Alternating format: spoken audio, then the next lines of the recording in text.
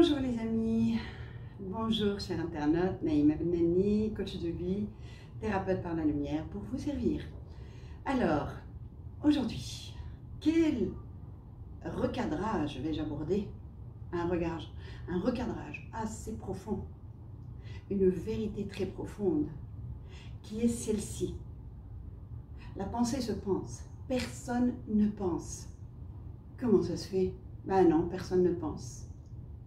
C'est parce qu'on croit qu'on est personnage qui pense, qui réfléchit, qui analyse, qui dit. Et en fait, c'est faux, d'où l'égarement total.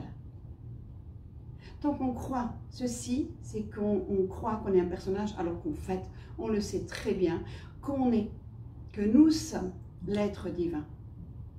Nous sommes une partie du divin qui est en toute chose et non-chose et partout, et ici et maintenant. Et tout le travail sur soi consiste à sortir de ce personnage et retrouver sa véritable nature, l'essence divine que nous sommes. Comme a dit Mooji, vous n'êtes pas là pour changer le monde, vous n'êtes pas là pour vous changer vous-même, vous êtes là pour prendre conscience de qui vous êtes, l'essence divine. Tout le travail consiste à faire ça. Non, nous ne sommes pas venus pour changer le monde. On change notre monde intérieur, c'est-à-dire sortir de ce personnage illusoire et retrouver l'être-té en toute chose, en chaque être humain, en chaque animal, en chaque plante, en chaque air, mer, terre, les cieux. Le champ unifié, comme ils disent les physiciens quantiques. Alors, c'est déroutant de croire que nous ne pensons pas. Il suffit de se poser la question simple, est-ce que franchement, moi j'ai envie de penser à des pensées que l'on appelle par également négatives? Voilà, je suis là, j'ai envie de lire un petit bouquin dans ce beau cadre magnifique. Et là, les histoires qui viennent. J'ai envie de faire la méditation ou la salade à la musulmane. Et voilà, et tout plein d'histoires qui viennent et ça saute de coq à l'âne. Et j'ai oublié ça, et demain je vais faire ça, et l'histoire qui tourne dans ma vie, elle est là en train de se jouer. Si vraiment nous pensons, ben je pourrais dire, arrête. Est-ce que vraiment quand je veux dormir, pour les personnes qui sont encore, et pour la plupart dans l'égarement, on veut aller dormir, et voilà, et ça cogite, et on dit, ah, j'ai pas pu dormir, un tel, alors que ce sont juste des pensées qui se pensent. Si vraiment c'est nous qui pensons, ça serait facile d'arrêter la pensée. En fait, non, ça pense. Et lorsqu'on prend conscience de cette vérité, là, ça fait une claque. Ah, moi, j'aime bien recevoir des claques dans ce sens. C'est une cliente que j'accompagnais un jour et quand je lui dis certaines vérités flagrantes, elle me dit, attends, donne-moi l'autre claque là. J'adore recevoir ce genre de claque, pardon. Ben oui, hein, personne ne pense. Alors, soit on est guidé par l'ego et par l'ego collectif qui nous donne ces pensées, hein, dont le courant musulman dit, Satan nous donne des pensées pour nous égarer de nous-mêmes, hein, c'est le jeu de la vie. Pour nous faire croire que nous sommes des personnages égarés avec des défauts, avec des qualités, qui est triste, qui est colérique, qui est... En fait, c'est rien de tout ça. En physique quantique, on dit la pensée du bas astral. Et c'est des niveaux de conscience, et à chaque fois, on s'élève en niveau, et on a de moins en moins de pensées à fréquence assez basse. Il n'y a pas de pensée négative et positive, non. Il y a des pensées à fréquence basse qui... une fois qu'ils traversent le mental parce qu'on vibre certaines vibrations qui font que nous attirons ce genre de pensée. Mais si moi je suis dans l'élévation, je vais attirer des pensées plus légères. Donc en physique quantique, on dit les niveaux de conscience, hein, et les pensées les plus basses en fréquence hertzienne sont dans les bas niveaux et ainsi de suite jusqu'au niveau 7e. Et après, c'est l'unicité absolue en tout temps, à chaque moment. Et voilà. Et ben, ces pensées-là sont soit des pensées positives, mais nous, ce qu'on veut, c'est devenir l'être divin, c'est-à-dire la sagesse, les vérités. Et nous utilisons pour transmettre l'outil pensée qui n'est qu'un outil. Un outil. C'est-à-dire, si je veux travailler, si je veux transmettre, je vais. C'est pas que je vais utiliser. C'est-à-dire le libre arbitre.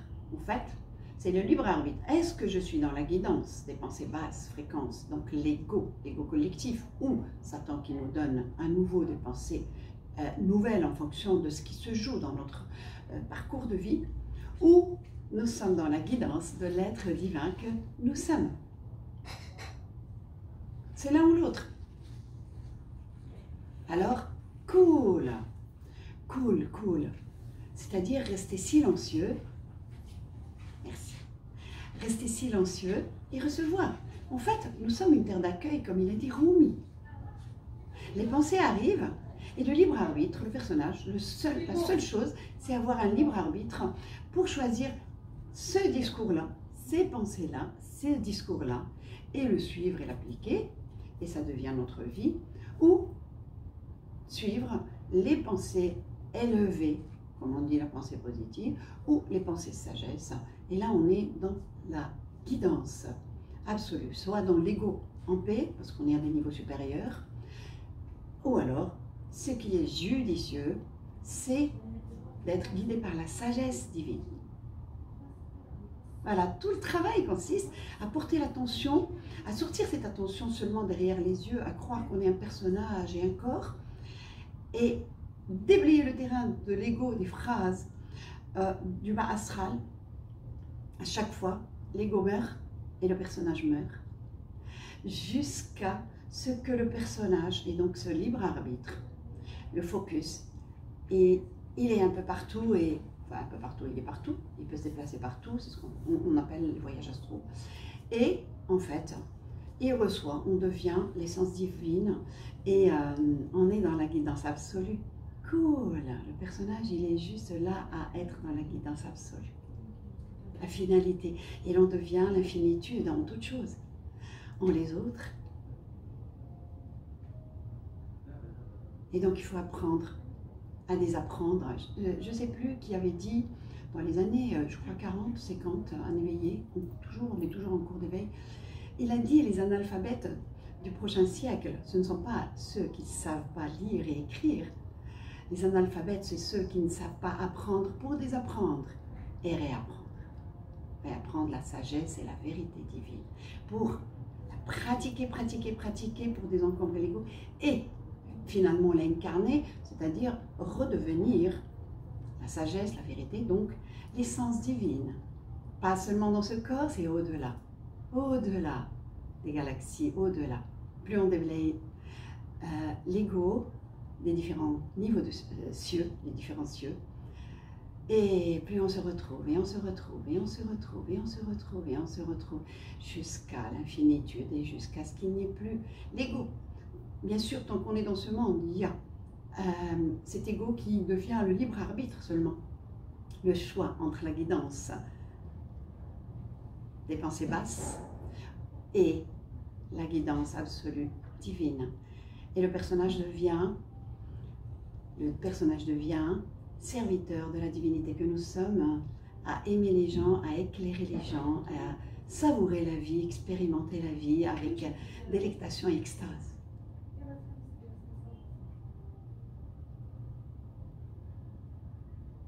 Donc la pensée se pense. Observez par moment où vous en êtes. Oups, je suis en train de travailler et ça pense, en arrière-plan. C'est pas quand j'arrive à dormir ou quand je vais faire ma méditation, je me rends compte que ma tête... Non, en arrière-plan. La pensée se pense, l'ego est toujours là. Et c'est ça le travail sur nous-mêmes. Celui qui ne déblaye pas le terrain de l'ego, je ne sais pas comment il va s'en sortir. Celui qui ne fait pas la transmutation lorsqu'il y a un morceau de l'ego qui se conscientise dans ce corps pour pouvoir l'accueillir avec la divinité que nous sommes et le transformer. C'est ce qu'on appelle la mort de l'ego. Le transformer en lumière, en sagesse. Voilà mes chers amis, la pensée se pense, observez-vous. Plusieurs fois dans la journée, arrêtez-vous et observez. Le mental, il n'est pas là, il est dans les cieux et ça traverse. Je prends ou je ne prends pas. Ce qui me convient ou ce qui ne convient pas. La pensée se pense. Et en fait, on a une terre d'accueil, un espace infini, zéro mental. Et je vous jure qu'on peut y arriver. Par pic, après c'est des heures, après c'est des jours, et il n'y a que des pensées judicieuses. Des scripts d'histoire magnifiques selon ce qui se présente à nous. Voilà. Rappelez-vous, la pensée se pense.